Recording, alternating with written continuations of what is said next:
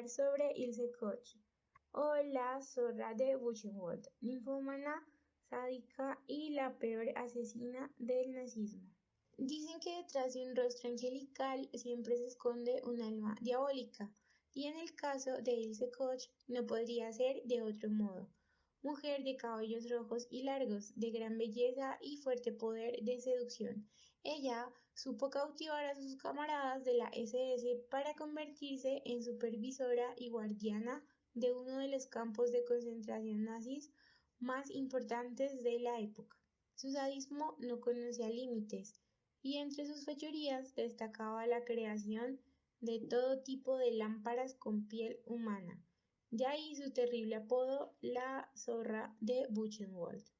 Una asesina que tiene en su haber cerca de 5.000 crímenes mediante técnicas de tortura medievales durante la Segunda Guerra Mundial. Les puse, bueno, mi anterior video fue de 10 personas malvadas de la historia y no sé si se entendió, pero dije 10 personas malvadas de la historia con voz malvada, pero bueno. Y ella apareció en la lista. No sé si se acuerdan, pero pues les dije que quería como que ahondar un poquito en algunos de los personajes que habían salido. Entonces, pues bueno, ahí está ella. Nació el 22 de septiembre de 1906 en el seno de una familia de clase media, en la localidad alemana de Dresde. Hija de Ana y Emil, Ilse se comportaba como cualquier otra niña de su edad, de carácter tranquilo, responsable y de buen comportamiento. Llegó a hacerse muy popular entre los compañeros de escuela. Nada hacía pensar que se transformaría en una asesina tiempo después. Con 15 años dejó los estudios para iniciarse en el mundo laboral. Primero trabajó en una fábrica para poco tiempo después acabar en una librería como dependienta. Fue en este último empleo donde comenzó su interés por el partido nazi y donde además conoció a miembros de la SS. Tiempo después, el mismísimo Heinrich Himmler, que es de otro que les voy a hablar en otro video, jefe de la SS, elige a la joven como esposa de uno de sus ayudantes principales, Karl Koch, coronel de campo de concentración en Sachsenhausen. En 1936 contraen matrimonio y en 1939 se trasladan a Buchenwald, uno de los mayores centros de exterminio nazi.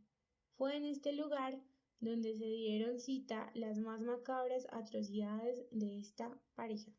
Los primeros meses en Buchenwald fueron del todo corrientes, entre lo que cabe, para los Koch, ya que dedicaron tiempo a tener hijos, en este caso 3. Esta última murió de forma repentina, mientras Ilse y Karl estaban de vacaciones esquiando. A pesar de los intentos de su niñera para convencer al matrimonio que regresara lo antes posible, ellos hicieron caso omiso y la niña falleció sin que ellos estuvieran presentes. Cumplido el trámite de paternidad que se exigía a los miembros más antiguos del Partido Nacionalista Obrero Alemán, la normalidad dejó paso al sadismo. Era de esperar, si contamos con la brutalidad ejercida por Karl, o sea, su esposo, durante su paso por los diversos campos de concentración donde estuvo destinado antes. Según las víctimas que sobrevivieron, este arreaba latigazos a los prisioneros utilizando una fusta que tenía fragmentos de cuchilla de afeitar. Además, entre las torturas que se le atribuyen estaba la de utilizar un hierro para marcar a los reos y también el aplastamiento de dedos, ambos métodos de tortura que se empleaban en la época medieval. Estos se realizaban de forma cruel si alguien violaba las reglas del campo. Todo esto lo puso en práctica a su esposa Ilse, quien, pese a su apariencia seductora, escondía en su interior una verdadera asesina. En un principio, aunque Ilse era la esposa de uno de los 7 oficiales de las SS destinados en Buchenwald, no era de aquellas que hacían amigos fácilmente. Pronto la señora Koch se transformó en una mujer endemoniada, La maternidad no la había ablandado, nada más lejos de la realidad, sino todo lo contrario. El efecto positivo que podía subyacer en ella se había convertido en algo destructivo y mordaz. Su carácter colérico, sádico, degenerado, de gran sangre fría y hambrienta de poder se lo impedían.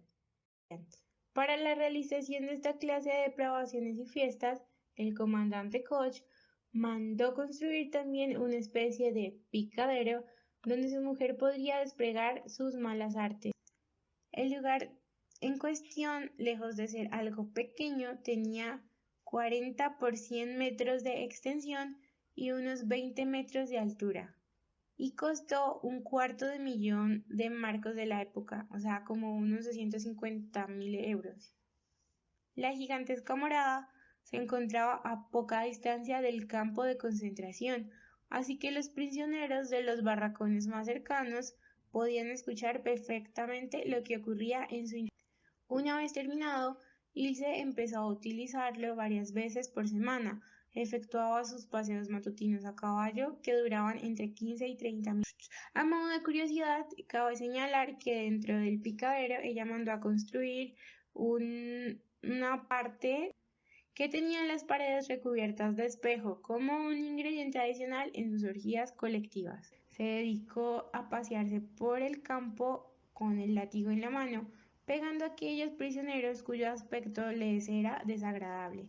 Finalmente su crueldad comenzó a desatarse sin ningún tipo de escrúpulo ni límite, haciendo del campo de internamiento nazi su terreno de juego predilecto. Una de sus prácticas habituales era lanzar perros contra las embarazadas, ya que esto les provocaba a ellas un terror absoluto, pues llegaban a creer que morirían despedazadas por aquel animal. De noche, organizaba orgías lésbicas con las esposas de los oficiales, para después dedicarse a practicar sexo con... Voy a escribir aquí la palabra para que no me censuren. Okay. Con los subordinados de su marido.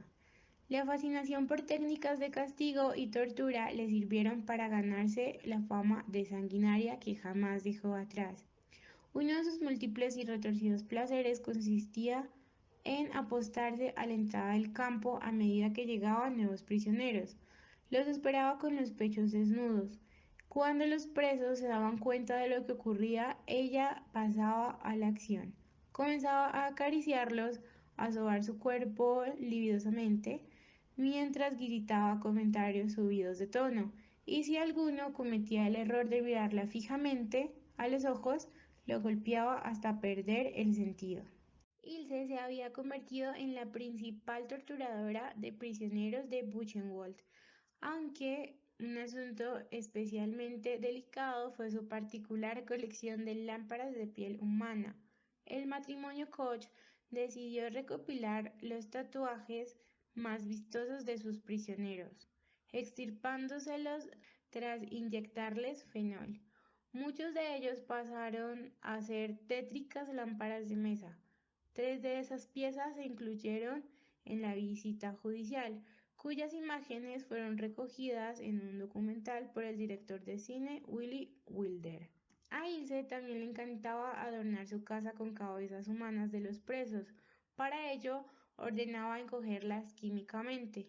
El resultado fue un comedor repleto de cabezas humanas que acompañaban a la familia en cada una de sus celebraciones. Llegaron a tener hasta 12 cabezas. Aquella imagen de la mesa con los tatuajes, las cabezas disecadas y la supuesta lámpara de piel dieron la vuelta al mundo convirtiéndose en un símbolo de la barbarie. El maquiavélico entretenimiento de Ilse se puso de moda entre los colegas de otros campos de concentración. Para ella era un placer coincidir con las esposas de los comandantes de los otros recintos y darles instrucciones detalladas sobre cómo trocar la piel humana en exóticas encuadernaciones de libros, pantallas de lámparas, guantes o manteles de mesa. Mientras la mayoría de las madres alemanas tejían bufandas y calcetines de lana para sus hijos, Ilse se había puesto toda una industria de productos artesanos con restos humanos. De hecho, Muchas de estas piezas acabaron convirtiéndose en regalos a altos mandos nazis, llegando incluso hasta Berlín. Según registros de la enfermería del campo, tan solo en el recinto sanitario se produjeron 33.462 asesinatos de presidiarios, sin contar las víctimas de los distintos experimentos y atrocidades que se realizaban con los cuerpos. De ahí el sobrenombre que le pusieron a Ilse, la zorra de Buchenwald. El desprecio por sus prisioneros era innegable, pero sorprende aún más el que sentían por ella sus camaradas. Sus propios compañeros le temían. Después de casi 8 años de experimentos atroces, en 1945 se puso fin a esta macabra historia. Las tropas soviéticas llegaron a Alemania e Ilse huyó sin éxito. Tras su encarcelamiento se la sentenció a cadena perpetua, pero se le redujo la condena a 4 años. Ante el estupor que causó la noticia, se abrió una investigación. Sin embargo, en 1971, el general estadounidense Lucius D. Clay le concedió la libertad basándose en insuficiencia de pruebas. Poco después volvió a ser arrestada y condenada. Durante el juicio celebrado en 1951, el fiscal llegó a decir de Ilse: fue uno de los elementos más sádicos del grupo de delincuentes nazis. Si en el mundo se oyó un grito, fue el de los inocentes torturados que murieron en sus manos.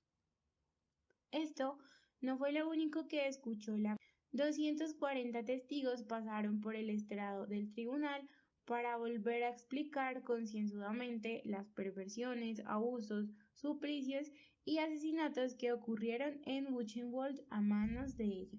La presión soportada por la detenida llegó a tal punto que se desmoronó en varias ocasiones gritando: «Soy culpable, soy una pecadora».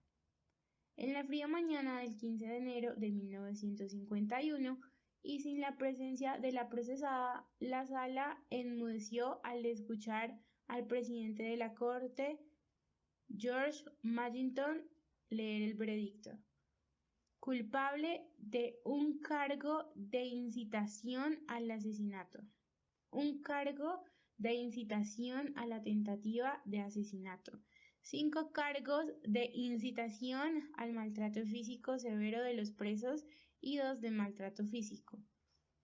Ilse Koch, condenada a cadena perpetua con trabajos forzados en la prisión de mujeres de Eichach. Pese a las apelaciones que interpuso su abogado, la Corte Suprema de Alemania se negó a anular el veredicto de Augsburg. 14 años después, concretamente el 1 de septiembre de 1977, y a los 61 años de edad, Ilse decidió poner fin a su vida ahorcándose con las sábanas de su cama en la prisión. Fuera le estaba esperando uno de sus hijos, que como cada sábado acudía a visitarla regularmente para la alegría de la criminal. Tan solo había dejado una última carta que decía: «No hay otra salida para mí. La muerte es la única liberación». Y pues bueno, espero que les haya gustado este video. Sí tengo planeados hacer otros así parecidos con los otros personajes pues que había hecho en el top. No con todos, solo con algunos. Espero que les haya gustado el video. Si les gustó, den like. Y acuérdense que aquí abajito en la cajita de descripción les voy a dejar el video anterior en donde les hablo de las 10 personas más malvadas de la historia. Y pues ya, adiós. Empezó a llover, no sé si se escucha la lluvia. Ahí hay un perro. Gotas de lluvia. Otro perro. No es de pronto el mismo. No es el rocío.